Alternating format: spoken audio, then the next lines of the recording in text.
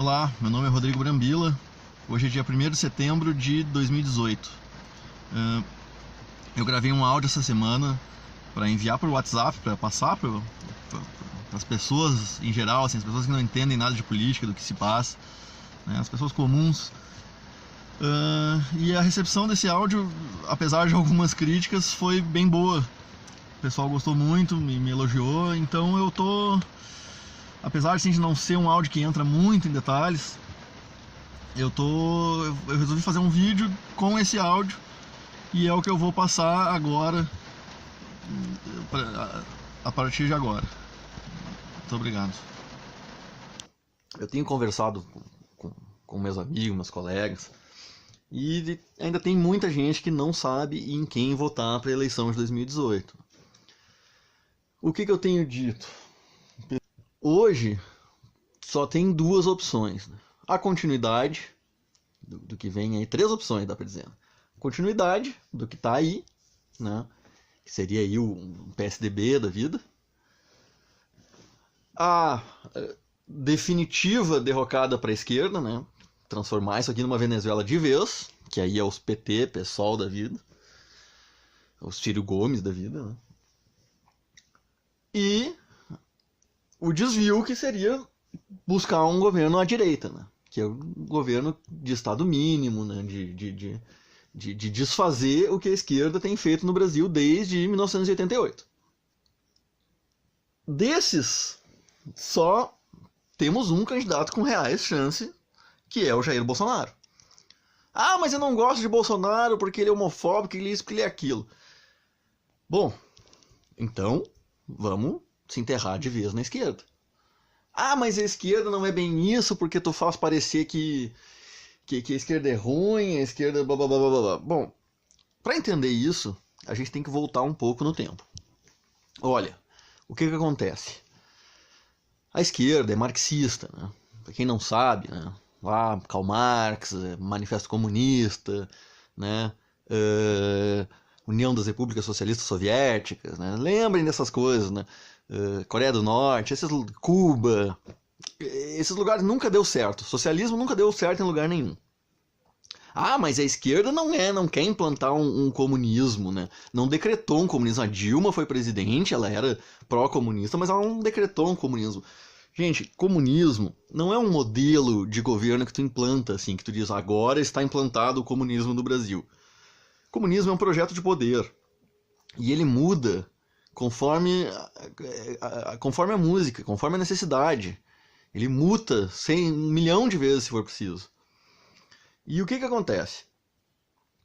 A Revolução Russa não deu certo, né? Aquela Revolução Armada, lá nos anos 30 já se sabia que Revolução Armada não funcionava, como teve em Cuba, como teve na União Soviética. O que se fez? Se criou um novo modelo que hoje a gente chama de revolução cultural, né? De marxismo cultural.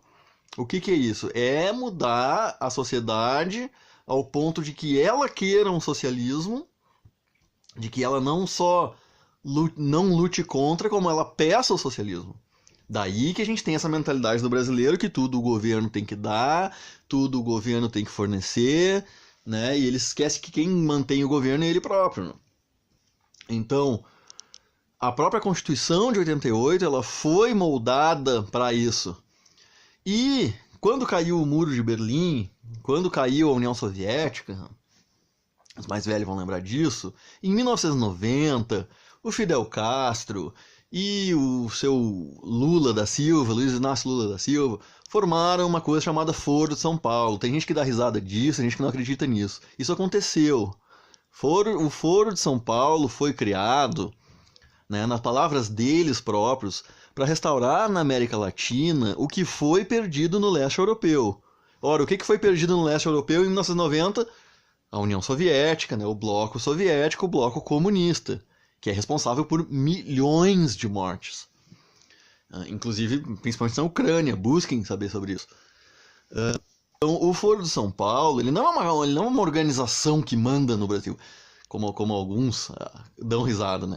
Ele é um encontro de todos os partidos da esquerda da América Latina para desenvolver projetos, para para se debater ideias de como se direcionar a América Latina para um bloco totalmente vermelho, totalmente de esquerda.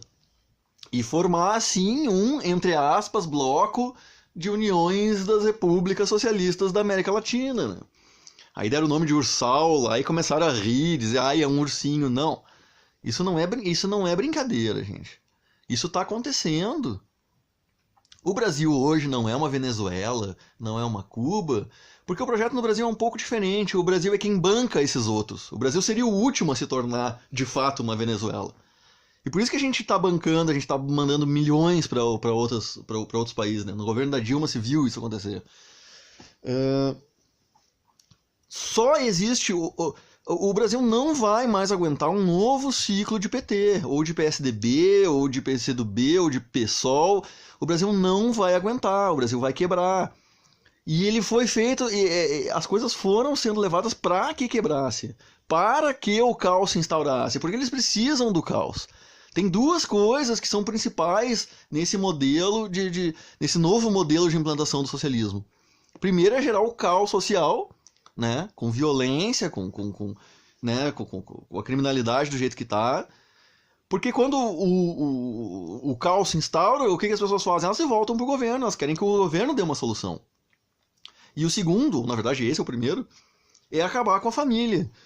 Né? Por isso que se vê toda essa destruição de valores. Ah, mas por que querem acabar com a família? Ninguém quer acabar com a família, a gente só quer novos modelos de família. Não, por que querem acabar com a família? Porque quando a família é fraca, ou quando a pessoa não tem família, que elas passam a viver casais com poucos filhos, ou solteiros, ou, sabe, sem aquele vínculo familiar daquelas famílias grandes que se uniam no churrasco de domingo, a pessoa fica cada vez mais dependente do Estado. E cada vez mais, quanto mais caos, mais a pessoa vai pedir para o Estado. E mais o Estado se agiganta. E mais o Estado se torna, né, o provedor da sociedade.